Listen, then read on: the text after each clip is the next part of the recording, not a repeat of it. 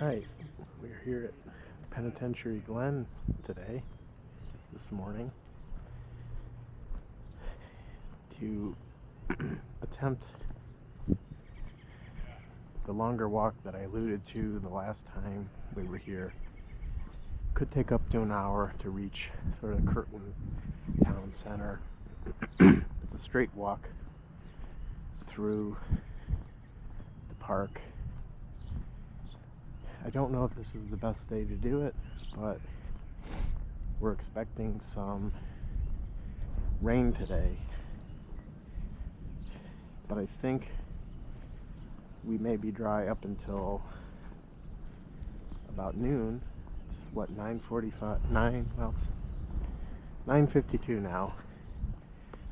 This may be cutting it close with regard to the rain. I don't know. But I just felt like doing this today. Something different. I'd love to go to different parks today, being Saturday and a not work day. I don't expect to.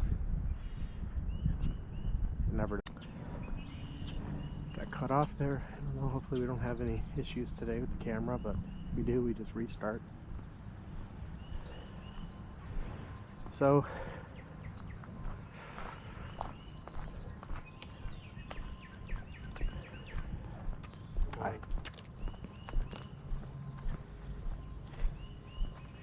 we'll just keep going here, and trekking through the woods.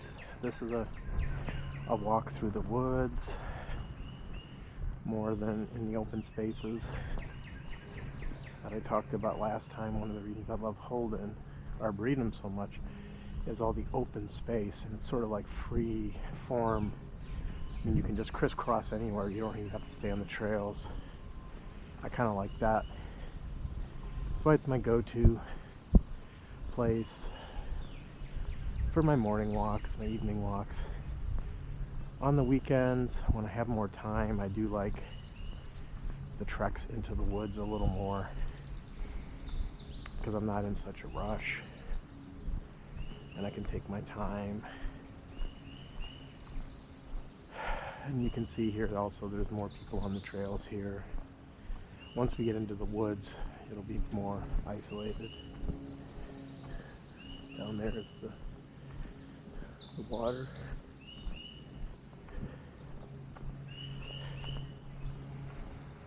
Hi.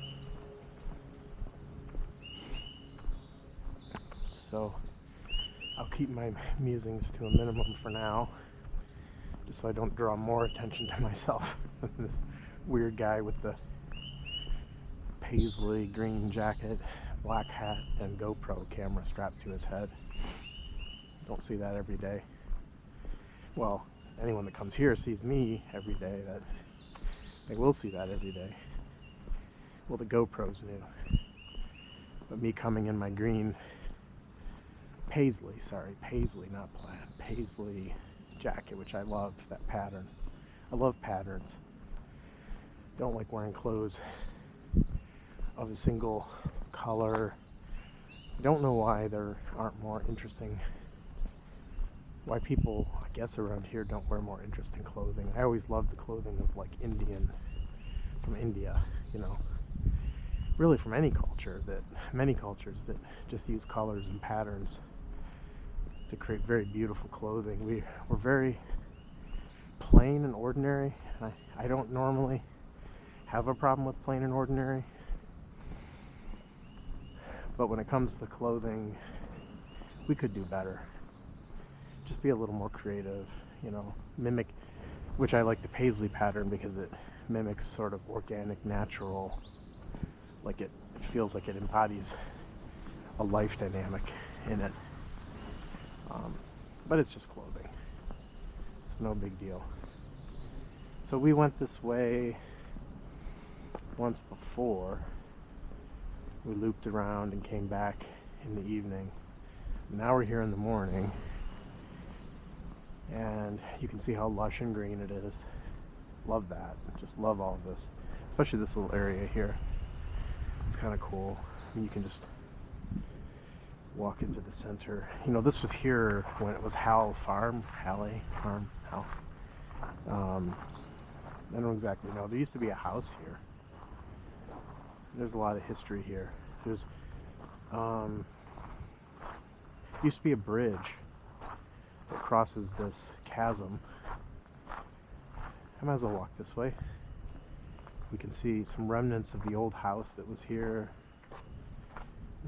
It's always interesting to me to see remnants of a past time just sort of embedded in the now. It's kind of like how our memories are, right? The past remnants that are still there. And you can see down here some remnants of a wall that was part of this house. And you can just imagine what it must have been like when this was a private residence. A lot of people, a lot of industrialists from Cleveland like to come out this way and, you know, have like a second house or whatever here because it's so beautiful. And here we are now, right? We live here in this beauty. And you can see, I mean, there's some steps there. It's kind of interesting. And this is where the bridge was that crossed over.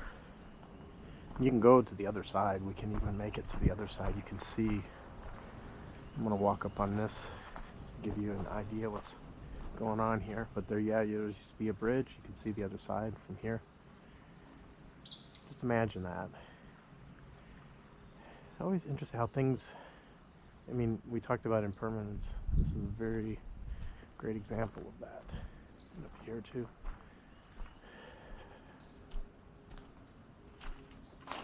There used to be some stairs.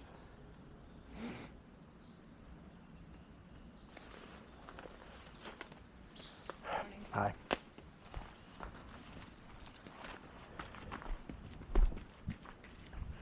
So yeah, kind of cool. We'll keep moving. But you can see this is a different sort of place, right? You're more in the woods. You're immersed, surrounded by trees, which is also very cool. It's a different energy. It's just a different, less space, but more grounded, more enclosed. Maybe a feeling of being in the womb of Mother Earth a little more here. You know, being nurtured, surrounded by living things in their natural state. You know, I like seeing trees that have fallen and just sort of, they're just resting where they fell. Like that big tree crossing the stream here.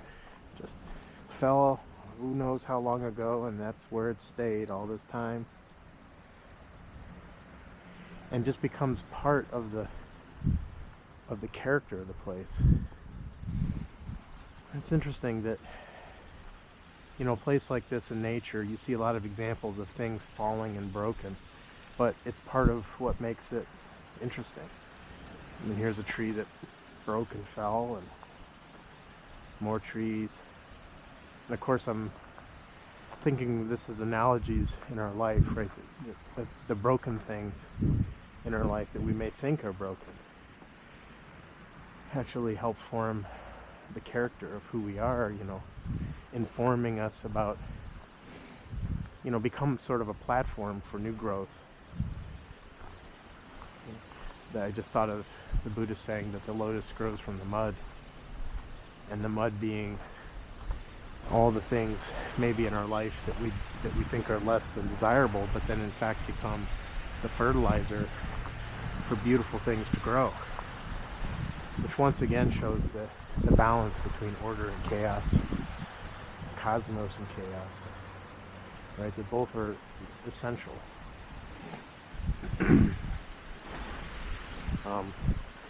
Old things have to die for new things to be born. So it's a very clear fact. I guess I better get moving. We won't make it very far. Not that we have to have as our goal reaching the end of this trail, which I don't think we will do in a reasonable amount of time, especially with me stopping to muse along the way, but that's fine. If we don't make it to the end, on camera, I will make it to the end, but I may cut it short because I don't want this to get really, really long, although I don't see why not, I suppose. I've already gone, I think my longest video is 52 minutes. This could go over an hour. I suppose I could keep going as long as I have battery. This is just a record. You know, as I was thinking again, what's this all about? Which is sort of the title of a previous video where, you know, I'm not thinking this through completely as to why I'm recording these videos, and I have no particular aim or goal in doing this. The fact is, it's a record. It's a record of my walks, a record of what I do. And why do we need a record? I don't know. Maybe you don't. Maybe someone does.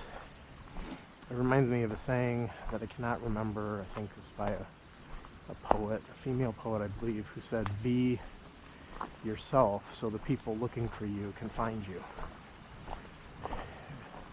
Very interesting thing to say. Take a look over here and see what we can see. It's a cool vantage point.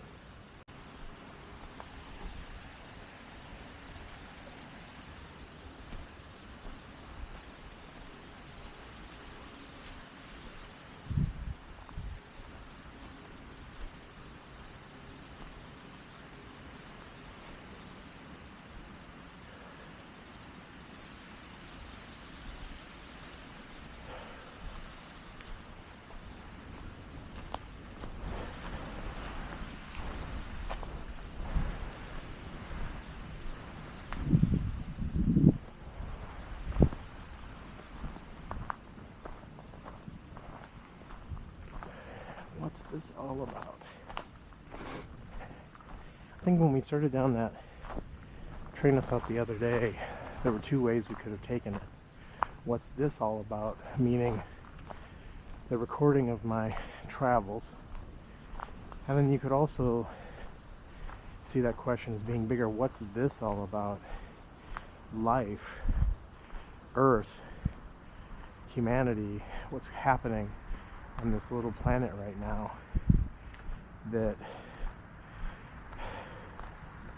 is just a mixture of so many things. I was going to say destructive, but it's also creative, right? Destruction and creation go hand in hand. And then I was thinking of the gods in the Hindu religion, right? Brahma, and which I believe is creation, and Shiva, Kali. I'm going to get that wrong there, but like there's the gods or goddesses of destruction and the balance between the two. I think it's Brahma and Shiva. I think there's a famous picture showing Brahma and Shiva facing off, and if I'm not mistaken, the lesson learned there was that Shiva came to put Brahma in his place in some sense by indicating maybe that destruction is just as important as creation, that disorder in some sense, or unorganized, whatever you want to call it, is maybe just as important as organized. And that is a very apparent fact-based balance that one can observe in nature, right? So however that is characterized in a culture, whether it's through deities that represent these elements, these forces of nature, which can be an interesting way of conveying it to a populace, right? How does one convey creation and destruction to a large number of people who may not be as aware of what's going on. One way is to create stories, create a mythology, or whatever you want to call it, that represents these characteristics of nature that one can observe directly, though.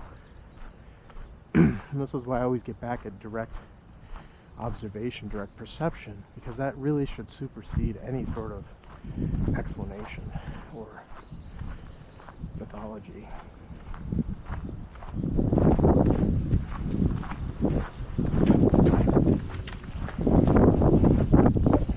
I'm not downplaying anything. Again, I'm not dissing anyone's beliefs.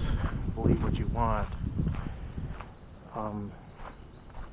It's just I don't see the need for belief. I don't need any beliefs, because to me beliefs are creations of the mind, of thought, specifically, not the mind, creations of the brain almost, which is a lesser thing than the mind, that you don't need if you observe facts directly. And we are on a journey together, not of lecturing or transferring knowledge, but a journey of observing facts. You and I, if we were walking together in the woods, could be going on this journey into the biggest questions of all. And what are those biggest questions? I mean, it's not what am I going to eat for lunch today. That may be a very important question for today. But questions of existence, questions of meaning, man's search for meaning, reminds me of that book written by a fellow that unfortunately found himself in a concentration camp. An interesting book. I mean, there's all these books, right? Knowledge and experiences that have been passed on, but you have to set it all aside to see directly. Set it all aside. And it doesn't mean you have to reject beliefs or change your beliefs or whatever. Just keep the beliefs there for a while and then just observe directly. Set it all aside, though, for a moment, even. And because when one observes facts, there's no need for belief, and it loses its significance. And I think I said this before, you don't need to react against belief or mock or say anything inappropriate to someone who has beliefs. Let people believe what they want. There's no, I mean, we have beliefs about a lot of things, and some of those beliefs could be useful in science and engineering. Those could be useful beliefs, right? But beliefs about ourselves and things we can observe directly are less necessary, right? And this is where intelligence can come in and help us sort out the useful beliefs from the lesser useful beliefs we just don't need. And retain what's necessary and not retain what's not necessary. And there is no rule for that. That's where intelligence, which cannot be represented in thought, comes into play to help us sort through it all in an organic way, not a rule-based way. There's no rule system you can create that is appropriate to understand what to do in every situation, which is where we get trapped.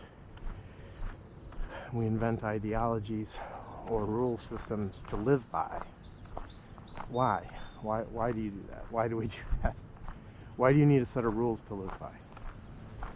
Like, who told you that was what you had to do? Just observe that. Observe why one does what one does. And if one has a belief system, rigid or unrigid or whatever, question why you have that. What are you afraid of? Is fear what's driving that? I would say it very often is. I would say when we, at least religious belief systems, are driven by fear, because this thing we don't know what it is. We're afraid of ending, afraid of all sorts of things. I mean, we're afraid of living, and we're afraid of dying. I mean, just about everything in our life we're afraid of. A snake slither across the trail, you know, no harmful snakes here, really. We can be afraid of everything in our life, afraid of being alone, afraid of losing our job, whatever fear of, you know, but then afraid of being sick, right? And these are all things that do happen, but if they happen, they happen. If they don't, they don't. There's no reason to have fear about it. You deal with situations as they come now, not as you imagine them to be in the future. That's what drives fear, projecting into the future. Oh, you could have fears, you could have a million fears, endless fears about what could happen tomorrow.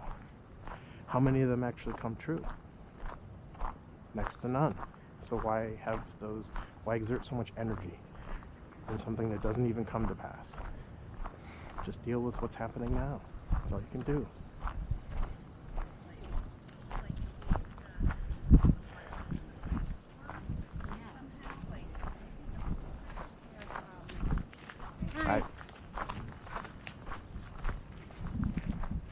So yeah, put that all aside. And so we have fears of dying, which I would say probably are behind most religious beliefs, because we don't want to observe the ending of things. So the mind, the brain, comes up and devises systems of not ending. I mean, when you think about it, that's a lot of what this is all about. No, you don't end. You go on. Some part of you continues and goes to heaven, or some part of you is reincarnated and reborn in something else. Why do we even care about that? Like, whether we continue or don't continue is a hypothetical. It's not what's happening now. Observe what's happening right now. And there's no need to worry about the future of what may or may not happen, or what happens to me when I die. I mean, you can go into that if you're not afraid, right? So you have to not have fear, because fear will divert you from going into that. It'll say, oh, don't go down that trail. If you look too closely, you may see the truth. The truth may be ugly in your eyes, or it may be the most beautiful thing. Truth is beauty. There is no difference, right?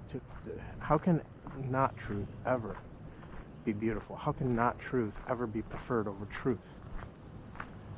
And these are, see the disorder in your mind that leads you to be afraid to know the truth. And, you know, some people regard as truth what's in a book. You know, the truth will set you free.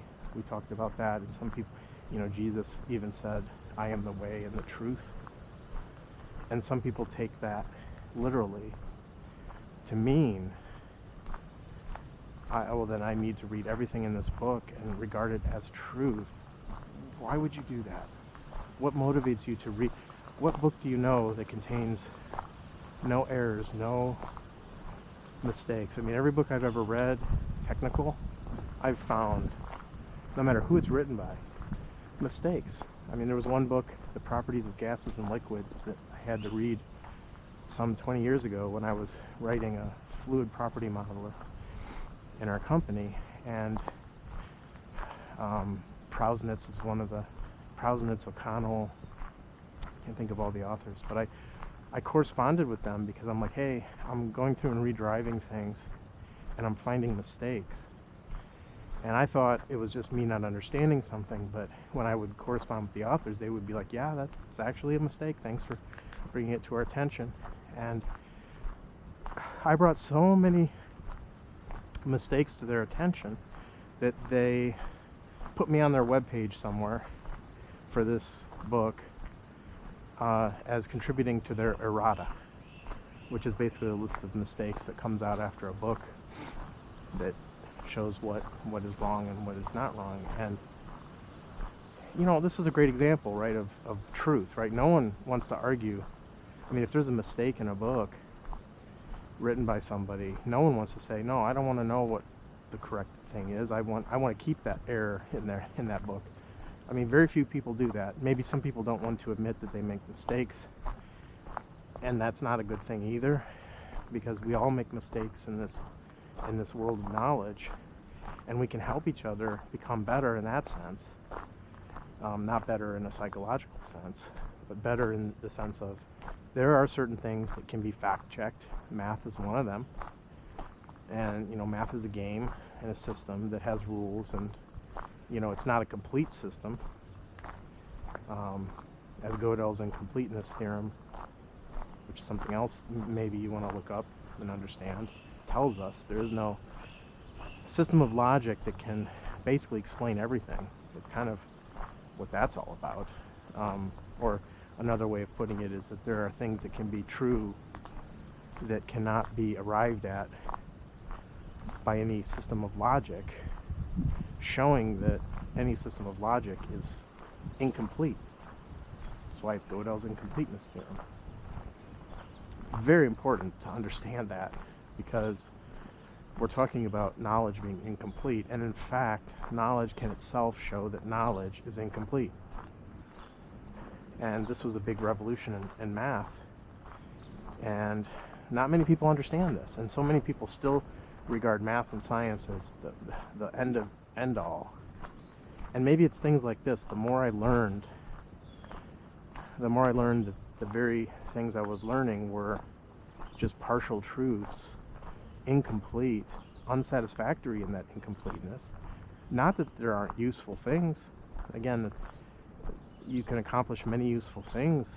You just have to acknowledge the incompleteness of it, the partiality of it, that there can be mistakes, that you can be wrong, that truth with a big T cannot be arrived at through any system of logic, meaning science. Science cannot explain, the way science is thought of now, everything. Never will. Because, first of all, the explanation is not the thing. How can any explanation of anything be the thing itself? Like, it's obvious.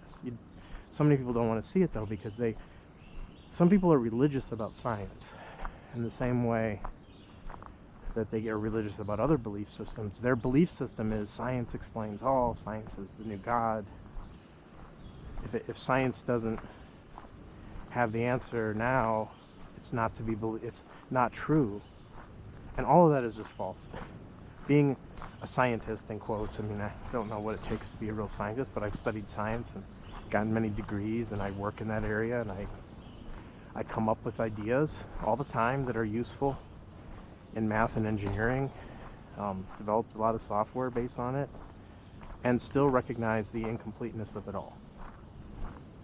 And that's wisdom, to understand that and to not get lost in any system of belief, whether it's religious or scientific. And it's not to say you don't throw things out, right? Other people say, well, it's just a theory, you know, and it means nothing. That's not true either, because these theories can help explain certain aspects of our world better. And even when it comes to life, biology has helped us understand pieces and parts of living things. We understand more about how life operates through biology, but think of how crude that is. We look at like the human being as systems, you know, hearts and lungs, and then we go deeper and look at the cells and the biochemistry occurring, but it's all parts of it, parts. And it does not explain how it functions as a whole, seamlessly. We can look at it endlessly, and there will be an infinite number of ways of analyzing something like life, an infinite number of ways of gaining partial knowledge about, say, living things, but this will never provide a complete and holistic explanation of life, and it's obvious to anyone that opens their eyes.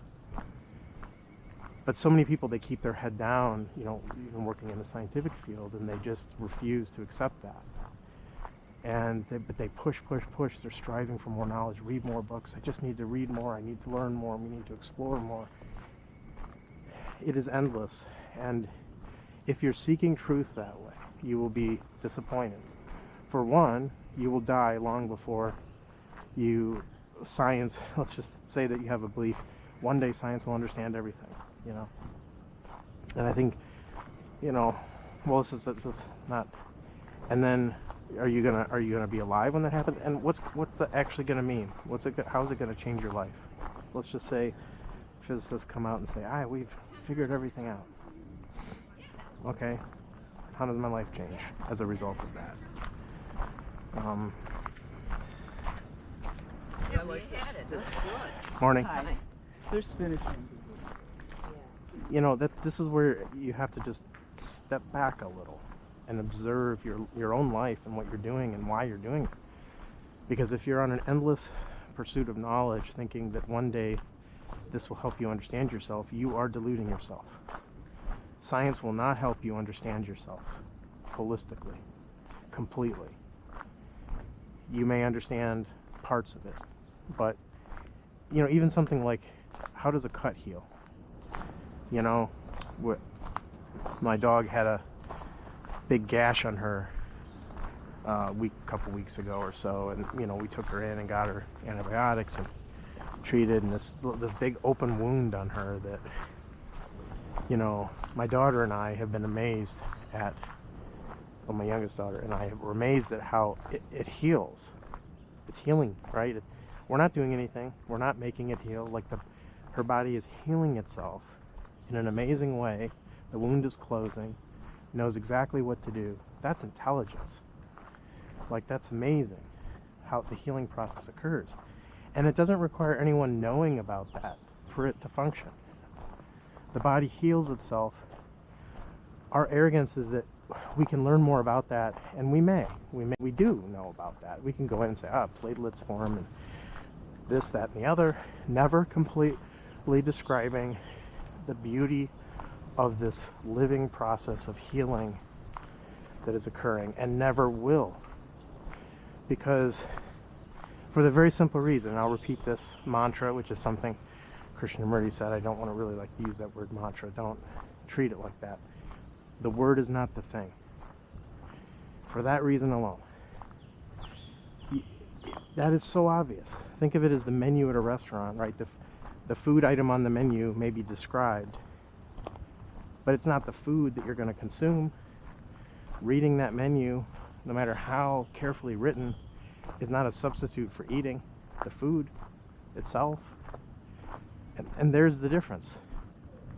The fundamental difference, that living is not a series of explanations. Why do we try to live like that? Why do we seek explanations for life?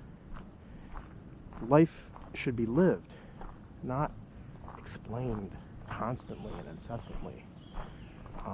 Those explanations are unsatisfactory and incomplete, but yet some people, they strive for explanations of everything.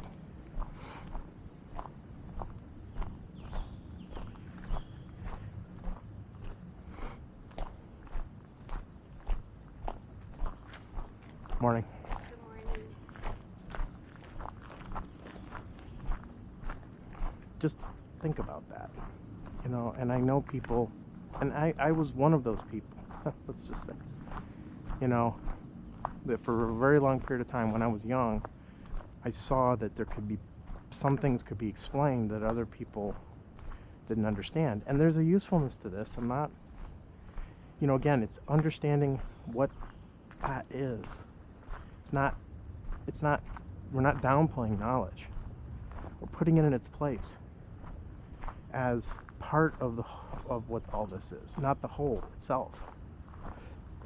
Knowledge can be, the menu can be useful. A menu at a restaurant is a useful item.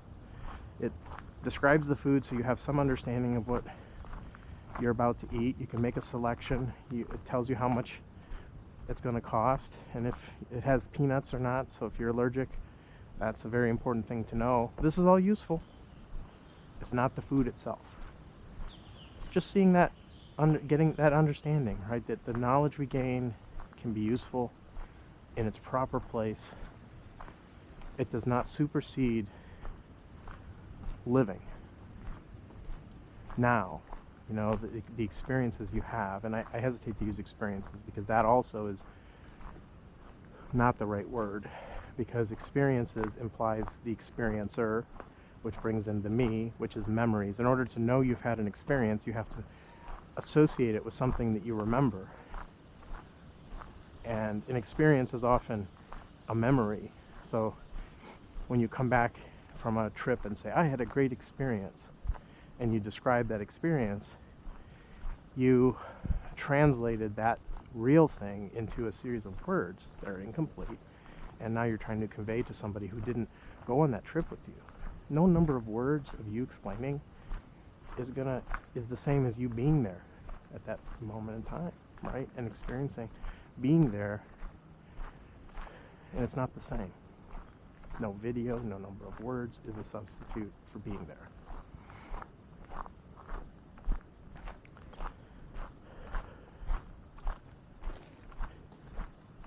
Morning.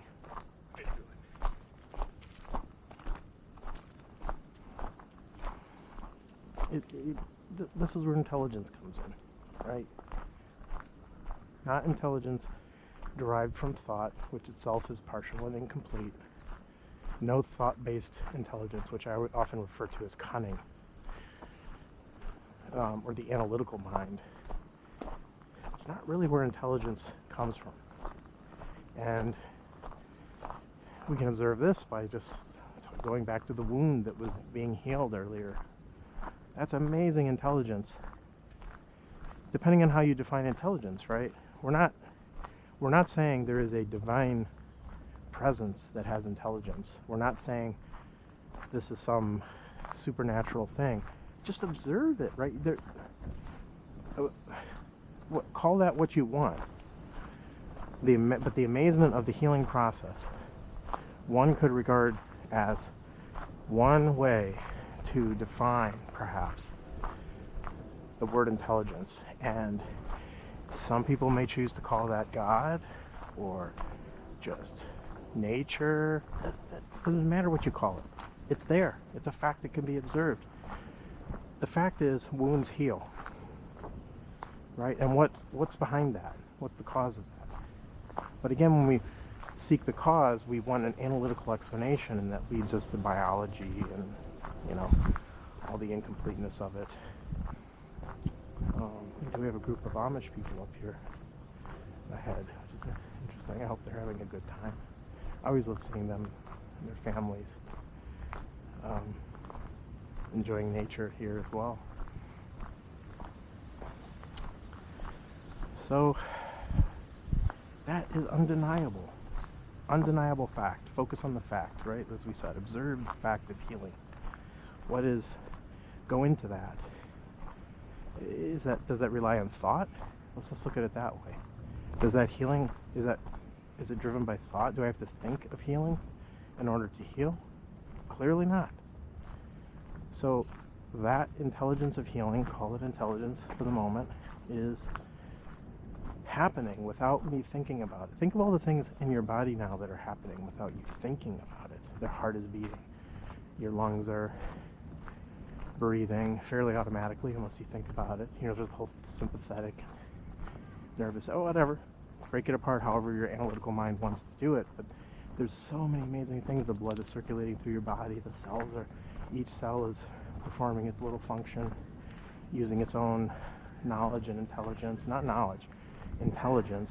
And you are able to walk, I am able to walk right now as a result of all of this intelligence in my body. The body has its own intelligence that is clear and obvious.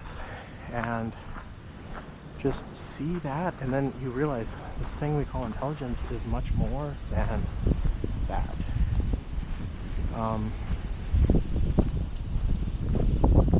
It's bigger than that. So,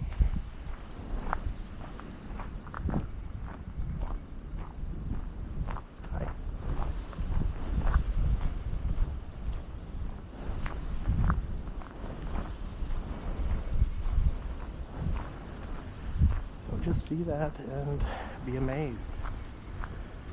And that is the sort of intelligence when we talk about there being intelligence. So just seeing that form of intelligence, and then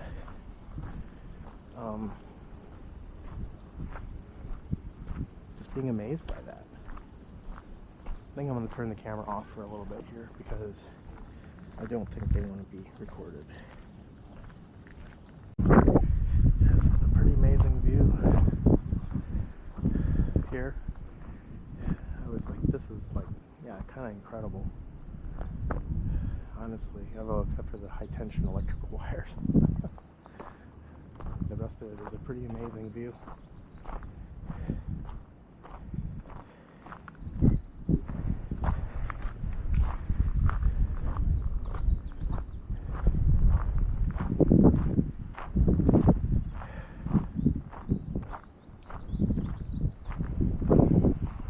Yeah. So we're talking about intelligence, and then you see all this, right? And this is what's interesting is when people argue over, you know, does God exist? Does God not exist? Or how, you know, the famous debates that, say, atheists have had with creationists, which is really silly because there's nothing to debate if you stick to the facts. The facts say there are amazing things in this world, right? There's amazing intelligence. There's amazing, you know, one person may call that nature. Okay, call it whatever you want. It doesn't change the fact of what is. And this is why when you focus on what is, there's no debate of what, I mean, what concept of God one may have. There is a reality that is there to be seen. Call it whatever you want. Doesn't matter.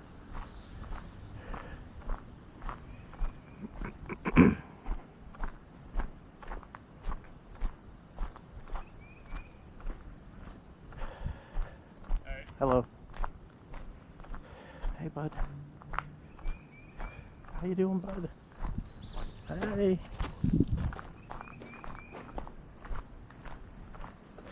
And this is the beauty of it, like, you know, someone may ask me, do I believe in God? Do I not believe in God? And my response would be, I don't believe in anything. Don't have to. There's no believe or don't believe. Believe in what? What does that word mean? So this is another problem that people have if they use a word like God. Which God? Which of the thousands of gods, of images of God that man has created are we referring to?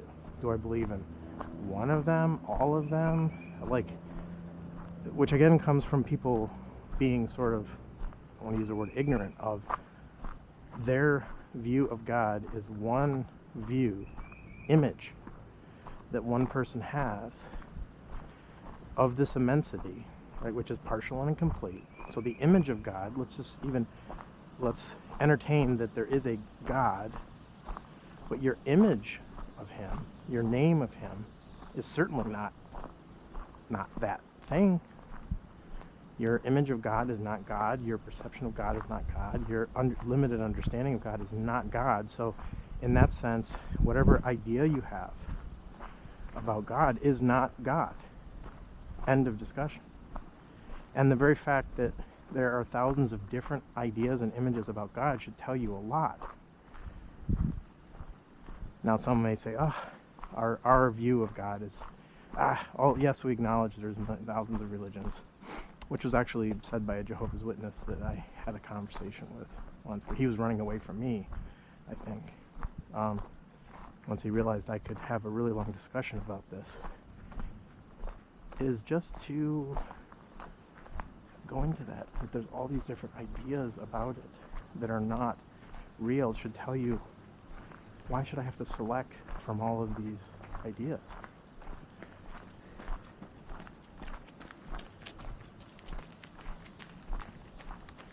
And there's the falsehood, right? You can get stuck right there, which I think I've always, intuitively, that has always been my position. I'm not opposed to anything. But, like, I've never heard a convincing argument for one God versus the other. In fact, all I've seen is a bunch of arguing, just the way people would argue over sports games or politics. And that certainly can't be, no argument about God can be considered, like, it doesn't make any sense to argue over whose view of God is better. Like, just, why are you even doing that? Why do you need that idea? When all you have to do is observe. If, let's just again, let's say there is God. We'll use the vague, not any one particular meaning, which again just means right away we don't even know what we're talking about.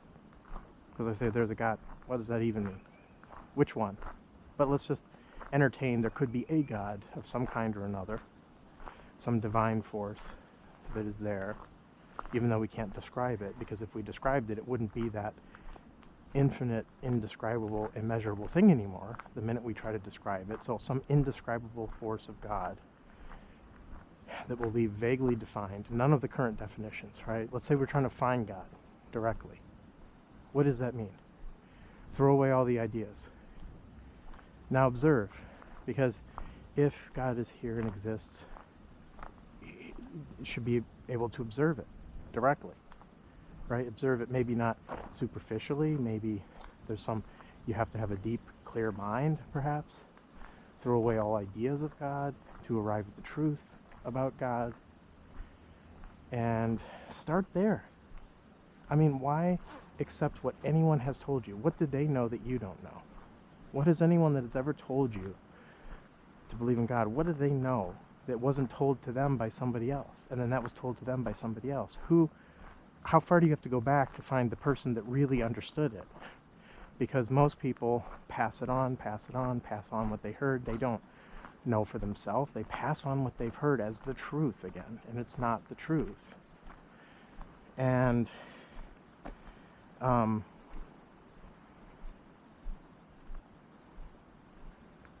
that is worth going into, right? So here's the thing. We start by saying we're going to go into God, and the first part is to just examine what people think that is now, to even know what we're talking about. You could go into that for a really long time,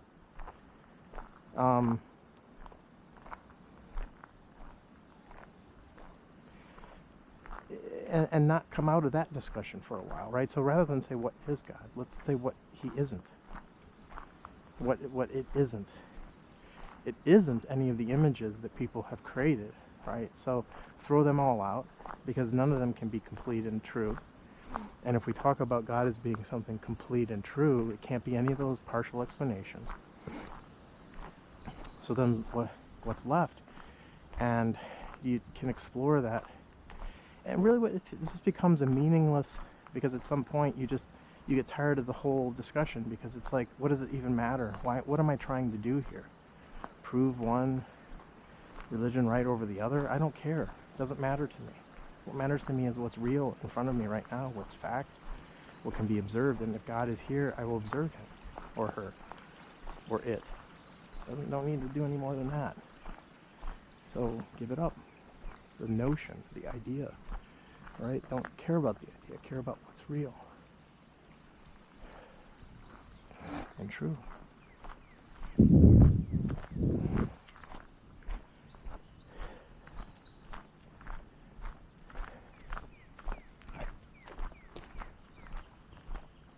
That's where it just doesn't matter anymore, you know. And this is where I've come to when I say I just don't have any beliefs. Like, and what's so funny is that, why is that to some people that's abhorrent?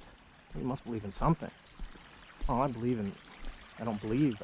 I see these rocks right now. I believe in them to the extent that they're a fact. I can feel them under my feet, and they're helping me get across the water. I mean, what more is there than that? And if you stick with the facts, stick with observing the facts, and see what comes of that, right? No other way to find truth. There just is no other way. I mean, by definition, you could say truth is fact. It's what is factual, what is true. How do you get there through any other way than observing facts? Observe truth. Observe it. That is what's true. No need for anything else. No need for another explanation. You only need that when you're afraid. When you're afraid of ending, when you're afraid of observing what's true, and you don't want to accept truth. Not even accept. Truth isn't something you accept, right? You don't accept the sun. I accept the sun, I don't accept the sun.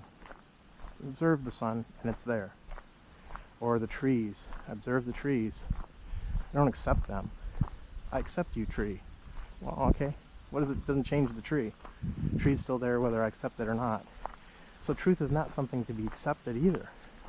Not accepted, not rejected. It simply is. What is? It's so simple. Why do we make this so complicated? I think what in my life has been a shedding of things rather than an acquiring of things. A shedding of everything that has been taught by others about me and myself, including my family, mothers and fathers, right, that teach you so much. They pass on their ignorance, I hate to use that word, but their conditioning. You know, they pass that on to you. That's your first, you know, the mind is impressionable, and that conditioning when you're young is the deepest and the hardest to get to, right? Because you can, you know, by seeing all this, you can sort of say, oh, you know, you have memories of maybe what your mom and dad said to you at a young age, and you take that as truth. You should not. You know, as I got older, I saw how fallible my parents were in many ways about many things. And the same with, you know, other people I knew and looked up to. When you're a child, everyone seems like a god in a way, right? An authority figure. And then as you get older, you realize they're fallible, and so am I. We're all fallible. So no one person can ever convey truth to you. Your only hope is to find or observe it on your own. And then you can't pass it on to somebody else either, because that passing on would be incomplete, not the truth. So you can't convey it. So those two things are very important. You must directly observe truth, and you cannot convey that direct observation to anyone else. And the two places we go wrong, because the first part is, I'm just going to listen to somebody who sounds like they know what they're talking about and get truth from them. And then the other part is, I'm not going to acknowledge the passing on, right? The passing on. Oh, and this is the end, by the way. Here, I'm too lost in thought. So this is the other end of the trail, which is the Kirtland. This is called the Kirtland Connector. And you can see here, it's 2.2 miles that we just traversed from the nature center. Well, 1.5 hours one way at a leisurely pace. So I don't know how long. Hasn't been that long. Wow. So yeah, we might get rained on the way back. I don't know how much of this I'll record. Maybe this will be a 2-part series that I'll upload. Might as well. I mean, let's just do the whole darn thing here and back. I mean, what does it matter? This will just end up on YouTube taking up space. And may have no more significance than that. The number of kilobytes it's occupying on a hard drive somewhere. Because again, this is not truth. This is, you know, if the only thing that can be conveyed, I think, that can be conveyed, is that one should examine for oneself the disorder in one's life caused by thought, by the conditioning that you have received from others your whole life, and to make the suggestion to set that aside and then learn for yourself. And I don't think that's passing on any knowledge, and it's not a process. There's no process there for acquiring the truth other than observing. And I mean, call that a process. I don't think it is a process. It is opening your eyes and letting the light in. There's no process there. It's immediate. Just, that's it. See that for what it is. And go from there, right? So,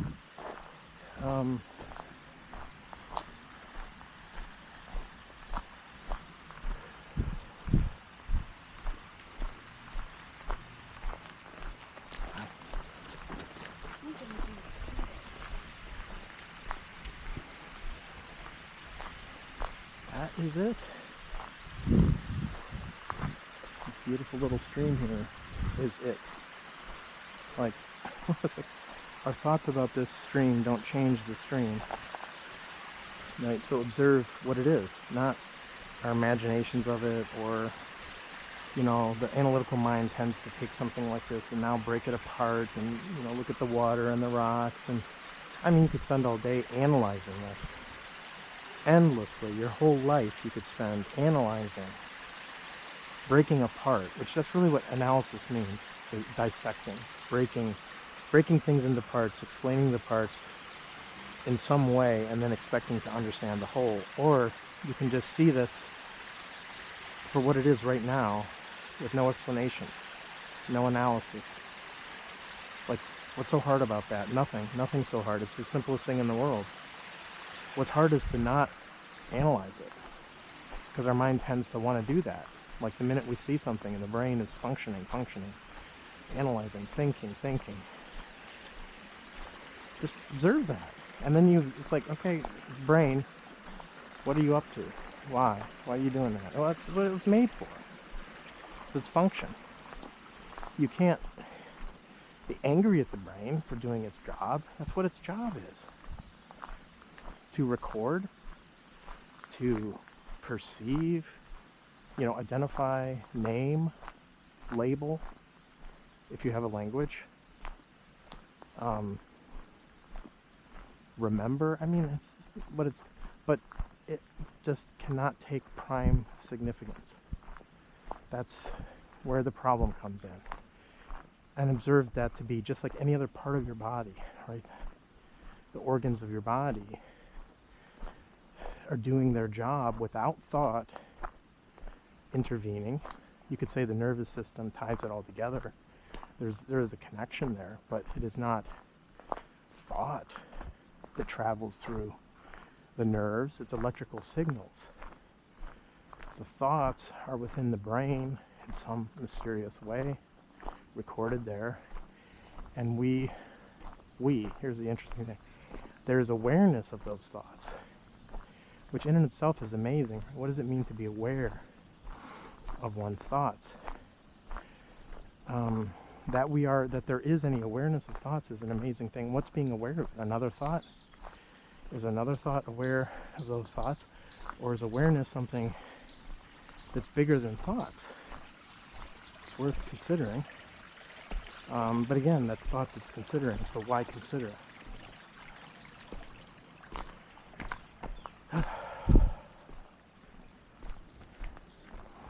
Hi, you too. Oh, this is an observation, you know, just observe the mind observing the mind. You know, where does it end? I mean, it's just in this, whatever's happening, observe it. Observe the observing. Observe the observer who is observing the mind. What is that? I mean, in some sense you can catch it in its mischievousness. Not you catch it, because again, then there's another you somewhere that's observing the you, that's observing the you, that's observing the you. Well, I could go on forever. And you know, I think it's another thing. I don't want to speak in medical terms, but there is something that used to be called multiple personalities. I think these days is dissociative identity disorder. Don't claim to know anything about it. I'm not going to speak as an authority in psychiatry or whatever that is, but it has never been surprising to me that people can have different personalities. What's surprising to people is that they think you should have one, because they don't understand where the personality comes from. Let's just say if the personality is a bundle of memories, this me, right, that you identify. So the word DID is actually good, because identity is, we identify with this collection of memories, bundle of memories that we call the me. That's our personality, right? That's who we are if you go into it. We are not beyond those memories. Take those memories away, there is no me anymore in any sense of the word. You are your memories. Who you are now, who you think you are, relies 100% on you recalling memories. I mean, how would you even know your name? How would you, what you do, where you are? If that were all gone right now, there'd be a vacuousness of an emptiness, a nothingness, which is, maybe what we're trying to observe. That what is there when there is no me there? But if there's one me, why can't there be two? There's one bundle of memories that forms an identity. Why can't there be two bundles of memories that form an identity? Or 10 bundles of memories? Once you understand what the me is, there's nothing surprising about there being multiple me's, right? It doesn't, multiple bundles of memory makes sense. Again, it's the thinking mind at work, but there's nothing surprising anymore about it. And I've always kind of felt that way. What this requires, though, is you observing for yourself what that me is, and observe it for what it is, see the truth of it, and then none of this is mysterious anymore.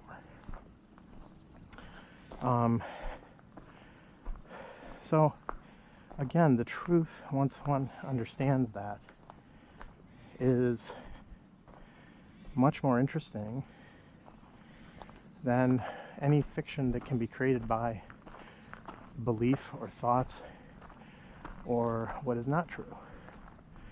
So it's a little challenging hill here, so I don't know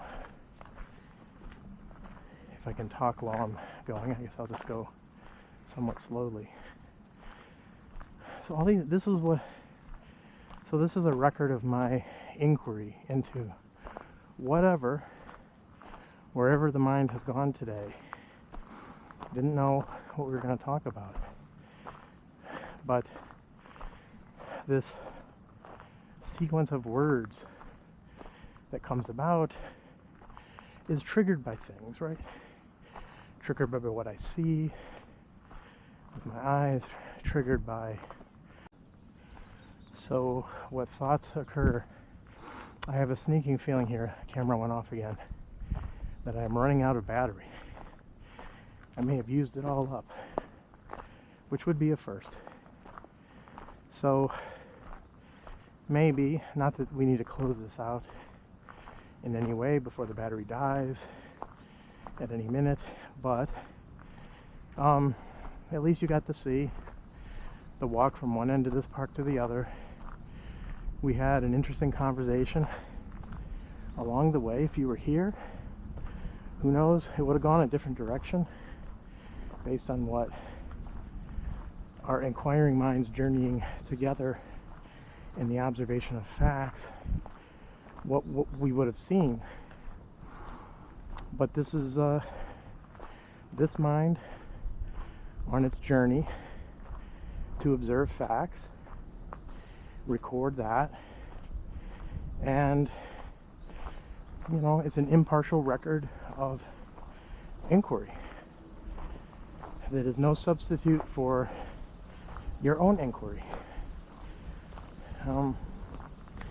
But many of these thoughts have come up on all my walks in the past, but what's also fun is to let it go, right? Like what we talked about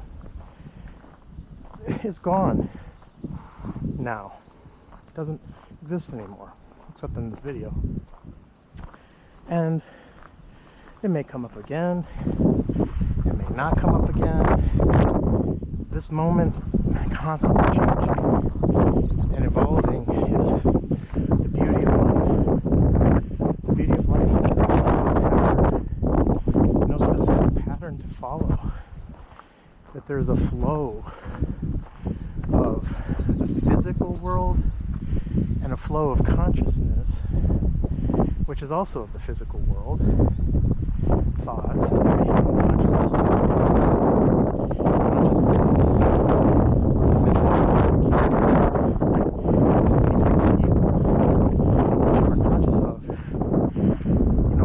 are the sensory impressions of the moment, as well as all the memories that you have. And this is where we could ask, is there another form of consciousness that is direct perception versus this memory-based consciousness that involves the me? So it's one of the things we've been going into. And we'll go into it yourself, see where it takes you. It's the fun of it.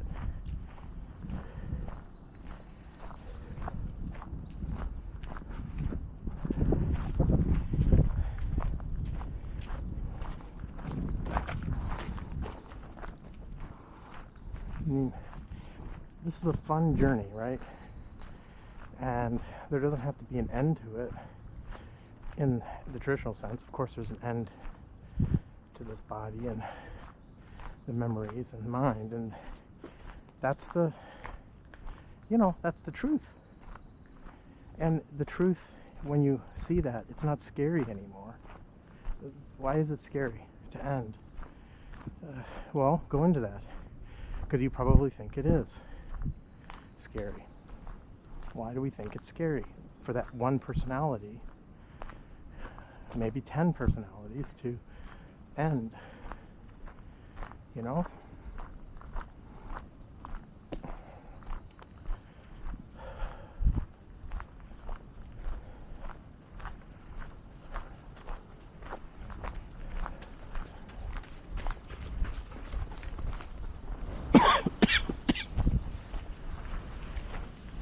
It's just not that scary. It's not that scary to let go of all those memories. Let go of them now, right? And there's nothing to be afraid of.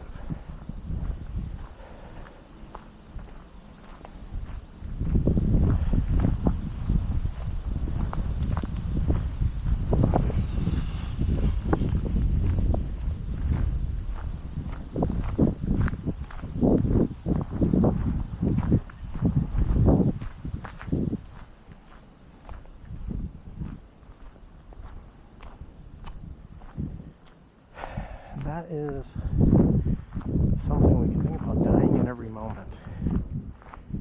If death is the ending of all this accumulated memories, because it's the ending of the physical form, but it's also the ending of all you've accumulated mentally as well. You may not want to accept that, and don't accept it. Again, there's no accepting of the tree being here in front of me. Look at that. Are the memories contained within the brain? Has science told us enough about that we understand that memories are somehow associated? And that in the ending of the brain, there's an ending of these memories, which are the me. And then if you understand that you are this bundle of memories, you understand that the brain is the repository of these memories. The brain is a physical thing, that these memories are somehow stored physically in the structure of the brain, that when that structure of the brain deteriorates, those memories will be gone. Those memories are me. I will end. I, this bundle of memories that has an identity, will end when the brain disintegrates. That is truth. We don't want to accept that truth, so we invent ideas to get around it. If that is true, though, if you see the truth of that, end it now. end your attachment to those memories, to that bundle of memories. End that now, not 20 years from now, not while you're young and vital and strong. See the truth of that. And that's the ending is not an effort. It's just see the truth of that. That truth will set you free. That truth of who you are, what you really are, and that there's an ending to all conditioned things must end. And you were a conditioned thing, both body and brain. And that truth, though, is beautiful. Because now there's nothing to worry about anymore. There's nothing. I don't need to have a belief about anything to see the truth. It ends right there. All beliefs end because I don't need any beliefs to see that truth. And that truth, you may think, would be horrible. That truth is actually beautiful because it is true. And what is true is beautiful by its very essence and nature of being true. It's one and the same. And there's no reason to be afraid. And in fact, the seeing of it can be the ending of it. The ending of this attachment that we have to this me, which will end. It ends. And then there's no concern anymore. And then you can just be free to observe, to see the beauty in life while this brain and body exists. And when it dissolves back into the earth, it does. There's no nothing to worry about. That's the truth, the process of nature. Everything that is born must die. And in there, maybe there's love in that realization, right?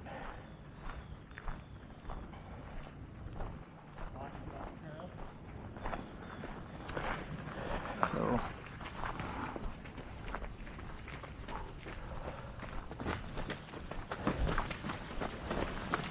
hello. Hi. How you doing?